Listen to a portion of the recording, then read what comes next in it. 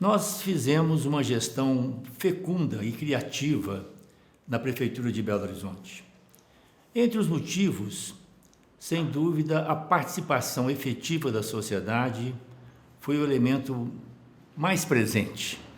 E essa participação se deu através de conselhos setoriais, educação, saúde, cultura, assistência social, segurança alimentar, mas, sobretudo, através do orçamento participativo.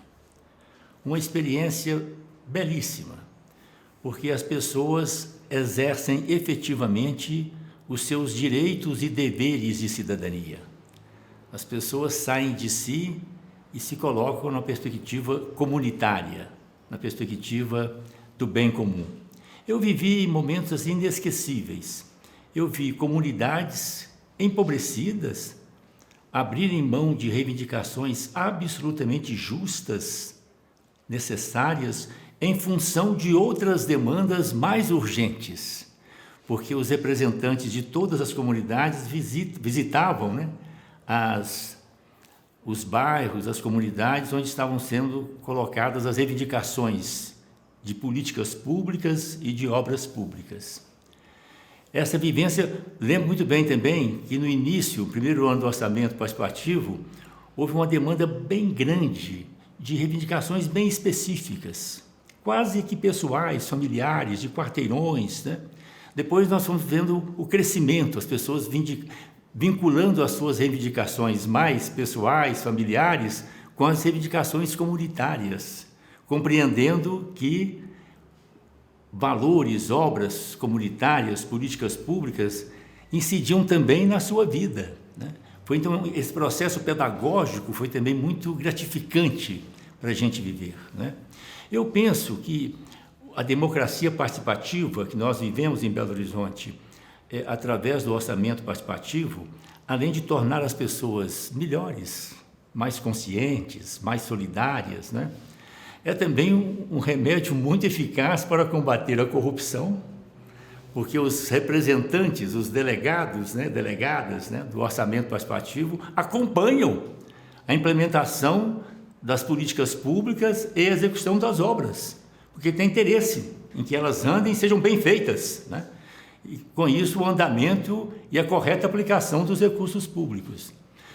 Constatamos também que o orçamento participativo foi um remédio muito eficaz para combater a burocracia, porque com o acompanhamento das obras, das políticas públicas, ninguém colocava o papel na gaveta ou debaixo da mesa, porque as pessoas, os representantes, das conforças, estavam ali presentes, atuando, Então foi realmente uma experiência muito cara aos nossos corações, a todos nós da prefeitura que participamos daquele processo, Eu considero isso fundamental. Nós vivemos em comunidade, então é fundamental que o ser humano tenha essa dimensão comunitária, societária. Eu sempre digo isso, assim, que os direitos individuais importantes devem estar associados aos direitos sociais, aos direitos coletivos. Então, a pessoa assumir essa dimensão comunitária, ter essa visão mais estratégica, e a gente ia compreendendo isso, que as pessoas começaram, inclusive, a sair dos seus bairros, das suas comunidades, para ter a visão mais integrada da sociedade. Eu penso, então, que a partir dessa experiência que nós tivemos em Belo Horizonte, eu penso que nós temos desafios novos com relação à democracia participativa. Porque, na verdade, nós não avançamos no plano estadual e no plano nacional. E mesmo no plano municipal, onde nós tivemos experiências muito positivas, como Belo Horizonte, mas também outras que marcaram, como Porto Alegre, na minha leitura houve um retrocesso, mesmo no plano municipal. Então eu considero fundamental nós retomarmos essa dimensão do orçamento participativo numa perspectiva mais alargada. Primeiro, vincular o orçamento participativo ao planejamento participativo. Então, vincular as leis orçamentárias aos planos plurianuais e às leis de diretrizes orçamentárias. Uma discussão mais ampla, porque aí coloca também a importância da integração, inclusive das políticas públicas e das obras, que deve ter essa dimensão cada vez mais ampliada e cada vez mais comunitária. Do ponto de vista de Minas Gerais, do Brasil, territórios mais amplos, as pessoas colocam isso, sobretudo os críticos do orçamento participativo, falam, tudo bem, Belo Horizonte, cidade, faz, mas como é que vai fazer um orçamento participativo num estado como Minas Gerais? Ou num país continental como é o Brasil? Aí eu tenho pensado nesse desafio na perspectiva do desenvolvimento regional. Claro que nós não podemos perder de vista o projeto nacional brasileiro, né? O Brasil nós não podemos fracionar o país, mas ao mesmo tempo o Brasil é um país muito diversificado, do ponto de vista cultural, do ponto de vista regional, né? E as nossas regiões, isso vale para Minas Gerais também, que é uma síntese do Brasil, né? Nós temos as micro, meso, macro regiões com características muito comuns, características históricas, culturais, geográficas, econômicas, ambientais, né? Então eu penso que o orçamento participativo, acrescido o planejamento participativo, né, o planejamento e o orçamento participativos, nessa visão mais ampla, pode se dar a partir dessas regiões, inclusive estimulando mais os consórcios intermunicipais, que já existe uma lei, né, para que os municípios também maximizem os seus recursos e tenham projetos comuns, considerando essas especificidades regionais. E no contexto das regiões é mais fácil você promover o encontro de pessoas, militantes, lideranças dos movimentos sociais presentes na região, movimentos sociais, entidades de empresários, mas também entidades de trabalhadoras, trabalhadores, movimentos de juventude, movimentos ligados à cultura, à questão ambiental, igrejas, escolas, universidades, buscando ações integradas também dos órgãos presentes ali do governo federal, do governo estadual, com os governos municipais. Então, eu tenho refletido bastante sobre isso, como integrar, e vejo um caminho bem alargado aí pela frente, como integrar o desenvolvimento regional, que eu considero muito importante para o projeto nacional brasileiro. Quando nós falamos de desenvolvimento regional, nós estamos falando de estimular as vocações, as potencialidades, os recursos naturais e humanos dessas diferentes micro, meso e macro regiões. É por aí que vai se dar o desenvolvimento efetivo do Brasil. Essa ideia de que nós temos que trazer capital de fora, a meu ver, é um equívoco. Podemos, inclusive, não vamos fechar o Brasil, claro que não vamos, né? Que venham dentro com critérios, né? Respeitando as nossas leis trabalhistas, tributárias, ambientais, né? Mas eu penso que o desenvolvimento de um país se dá a partir de si mesmo, né? Estimulando a formação de micro,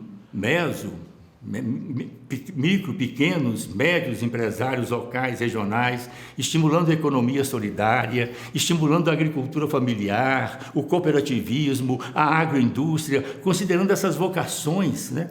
Na minha juventude eu li um livro que me marcou muito, de vez em quando eu volto nele, do saudoso nacionalista brasileiro Barbosa Lima Sobrinho. O livro chama-se Japão, o capital se faz em casa. Então, para nós pensarmos um projeto nacional brasileiro, um projeto soberano, um projeto nosso, né? A questão do desenvolvimento regional, vinculada a esses recursos naturais e humanos das nossas regiões, me parece fundamental. E aí nós trazemos as pessoas à democracia participativa para que elas também participem efetivamente na formulação desse projeto. Então, eu penso que nós, do Partido dos Trabalhadores, do PT, do Campo Democrático Popular, as forças de esquerda, centro-esquerda, nós que sonhamos, né, com um país voltado para atender plenamente às demandas do povo brasileiro, sonhamos com um país onde todas as pessoas, sem excluir ninguém, possam viver com dignidade, né, com seus direitos fundamentais respeitados. Eu penso que esse é o caminho. Nós tivemos também uma experiência muito positiva, que hoje está sendo também desconsiderada, desmontada, com relação aos conselhos e às conferências setoriais, no plano municipal, estadual e nacional. Aí foi uma outra vivência que eu tive como ministro do governo do presidente Lula, como ministro do Desenvolvimento Social e Combate à Fome. No nosso ministério foram várias conferências: assistência social, segurança alimentar, criança e adolescente, mulheres, pessoas em situação de vulnerabilidade. E essas conferências eram construídas de baixo para cima, a partir dos municípios, das regiões, dos estados, até chegarem no plano nacional. Eram as conferências e, ao mesmo tempo, já as entidades, né, nesses níveis todos da federação. A limitação que eu vejo desses conselhos e conferências é exatamente que eles ficavam muito presos às suas áreas. E eu considero que a democracia participativa, a participação efetiva da cidadania, o planejamento e o orçamento participativos, deve apontar nessa perspectiva também, da integração das políticas públicas. Claro que cada política pública tem a sua marca, a sua identidade. Nós não vamos misturá-las, colocar num liquidificador, não. A educação, a saúde, a cultura, a assistência social, segurança alimentar, as questões urbanas, moradia, saneamento básico, a questão ambiental, que emerge agora com tanta força e demanda e tudo. Claro que cada uma tem a sua identidade, a sua história, mas todas convergem para o mesmo objetivo: proteger e promover a vida, o bem viver, o desenvolvimento com inclusão, com justiça social, integrando as várias dimensões, o político, o econômico, o social, o cultural, o ambiental, integrando também os valores, que eu penso que é uma questão fundamental hoje, né? A questão dos valores éticos, valores relativos à solidariedade, à convivência humana, os trabalhos de construção da paz, né?